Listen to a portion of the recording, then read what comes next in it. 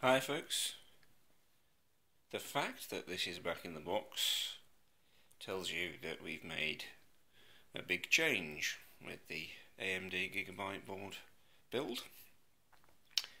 We have swapped out entirely the memory, the motherboard and the processor, and guess what? The system is stable. So there definitely is an issue with this hardware somewhere along the line. We still haven't resolved the wireless issue. I'm going to leave that one. We're going to not use wireless. We're going to run a cable, which I think will be the best solution anyway.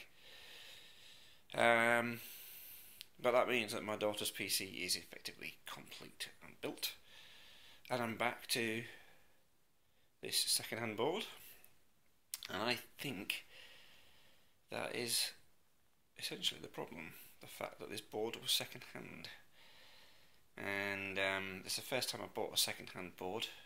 Will probably be the last time that I buy a second-hand board. Nonetheless, I am going to run some tests, and I'm going to see if I can work out if that really is the case. So I've got two AM3 Plus boards, and I've got two processors, and we'll swap them. It gives us 4 combinations. We'll swap things around. We'll run stress tests on them, and we'll see if we can, by a process of elimination, work out if it is the board that features every time the system hangs or crashes. I don't think it's the memory, but we will, again, if we don't get a result from the board and processor, we'll try different bits of memory as well, but I really don't think it is that. So that's where we are with the Gigabyte AMD motherboard build. If I can get this working properly, then it will go in the gaming PC case after all. So that's where we are, and I'll be posting more video updates as we get it a little bit more progress.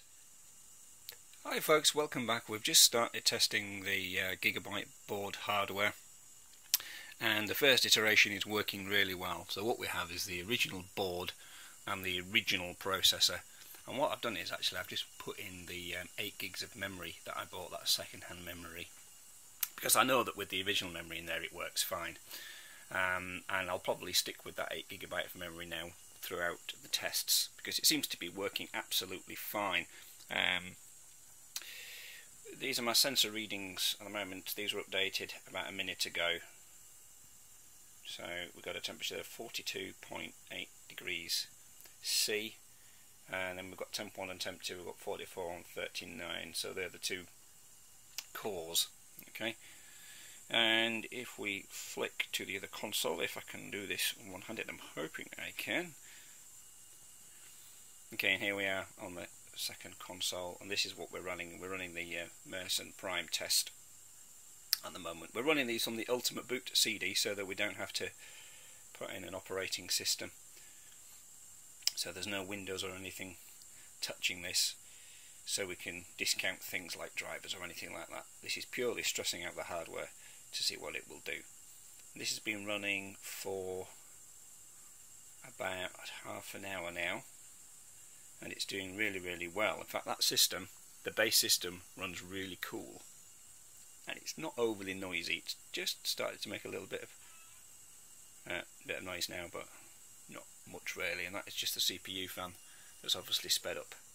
So it appears that the original hardware is fine and that the memory we bought is fine, but I'm going to run this a little bit longer, and then we're going to try it with a different combination of hardware and see what happens. We're now about to do test number 2. We're using the new motherboard, new processor, and the new memory. So we used that memory in the old system and everything was fine. So that is the one thing that is constant between the two setups here. And we're going to run Prime 95 again. So on the Ultimate Boot CD, we want to select the CPU option, and then Merson Prime Test version 28.5.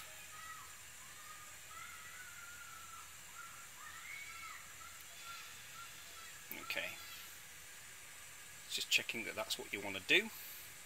You can press enter to get it to boot straight away. It gives you the three options: the small FFTs, in place, large FFTs, or the blend. I always go for the blend, which is the default option. Do we want to fine tune? No. Off we go. It's going to start. Now I'm not going to run the sensors on this, partly because it only picks up 2. It doesn't really tell me much about the temps at all.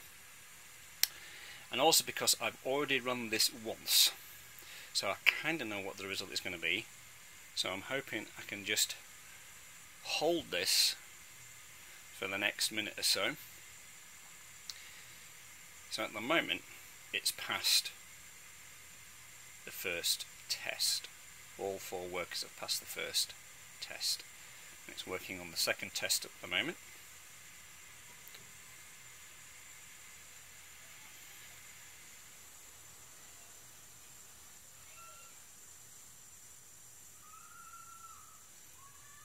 I guess the trouble with these kind of tests is when you're not running an operating system, you're not always sure if it's actually doing what it's saying it's supposed to be doing. And there we go, folks. It's done exactly what I expected it to. The screen has gone blank.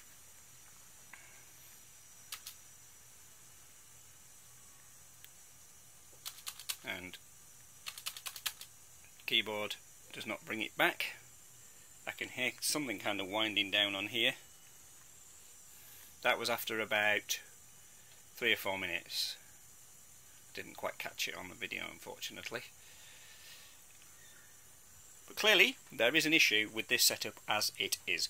We know it's not the memory because it works fine in that system, unless of course there's some compatibility issue, but we could run the old memory with it and check that, I guess. But it does kind of point to either the processor or the motherboard. I think the next test is going to be to take the processor that's in here and pop it in there and see if we get a stable run off that. If we do, it really is starting to look like what I think it is, and that's the motherboard. Try not to kind of preempt the results, but it's kind of pointing in that direction. So that's going to be the next test. Okay, so we now have the FX 4300 out of here, and we've put the Athlon X2 in. So old processor in the new motherboard. And I'm hoping that the new processor will fit in the old board. This is an AM3 Plus board. That's an AM3. I think it will. I'll just do a little bit of extra checking before we start. But anyway, we're going to try this combination first. So same as before, CPU. And Mersenne Prime Test version 28.5.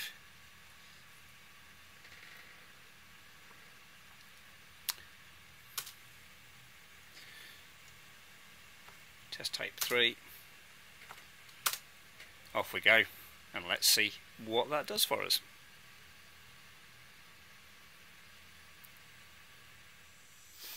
Well, this is a result I had not expected. We have the new motherboard, old processor, and it appears to be working just fine. We've been running this now for about 50 minutes and the thing just won't give up. So maybe the issue is this. Maybe it is the FX 4300. Is I'm going to focus on that now, isn't it? Maybe bending the pins damaged it, or maybe it's just a rotten processor. Who knows? I'm not quite finished yet. I'm probably going to give this another run just to make absolutely sure. But at least we're getting somewhere close. Maybe, after all, this GP second-hand motherboard might just be suitable for the task.